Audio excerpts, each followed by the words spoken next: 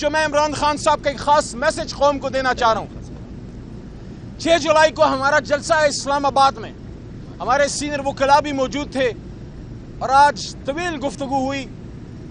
خان صاحب سے میں نے پوچھا کہ خان صاحب اس جلسے کے لیے پاکستانیوں، خان صاحب سے میں نے پوچھا کہ 6 جولائی کے اسلام آباد جلسے کے لیے آپ کا پاکستانیوں کے لیے، اپنی قوم کے لیے اور خاص کر اپنے ورکرز تحریک انصاف کے ٹائیگرز اور ٹائیگریسز کے لیے، کارکنان کے لیے کیا میسج ہے؟ خان صاحب نے ایک لمحہ سوچا اور پھر انہوں نے کہا علی آپ ان کو کہیے آزادی، آزادی، آزادی کے لیے ہر قیمت چکائیں گے. اور انہوں نے کہا رول آف لا، اور پھر حضور نبی کریم صلی اللہ علیہ وآلہ وصحبہ وسلم کا حوالہ دیا اپنے میسج میں کہ حضور صلی اللہ علیہ وآلہ وسلم نے فرمایا تھا کہ تم سے پہلے بڑی قومیں اس لیے تباہ ہوئیں کہ طاقتور کے لیے قانون اور ہوتا تھا اور کمزور کے لیے اور ہوتا تھا. تو خان صاحب نے مجھے کہا کہ علی پاکستانیوں کو کہو کہ ہماری سٹرگل رول آف لا کی ہے کہ طاقتور کو قانون کے نیچے لائیں.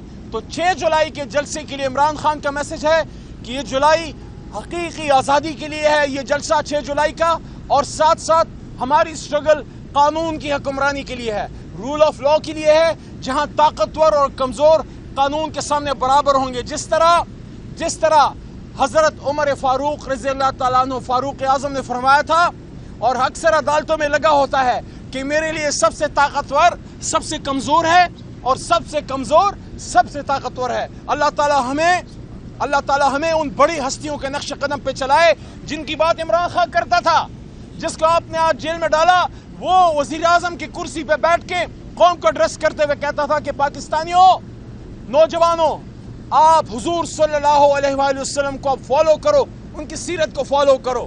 اور اسی لیے آج میں نے خان صاحب کو یہ بات پھر یاد دلائی کہ خان صاحب وزیر اعظم ہاؤس میں جب فارم 47 کے وزیر اعظم شہباز شریف صاحب تشریف فرما تھے، ان کی موجودگی میں نے یہ بات کی، آپ کا حوالہ دیا کہ اسی ہال میں اللہ کے 100 ناموں کے نیچے جب امت مسلمہ کی لیڈرشپ کو عمران خان نے اکٹھا کیا تو عمران خان صاحب نے ایک بات کی امت مسلمہ کو کہ آؤ مسئلہ فلسطین، مسئلہ کشمیر اور امت کے مسائل پہ ہم ایک اسلامک بلاک بنائیں. اور اس وقت میرے کان کھڑے ہو گئے کہ ابھی عمران خان کو نہیں چھوڑیں گے.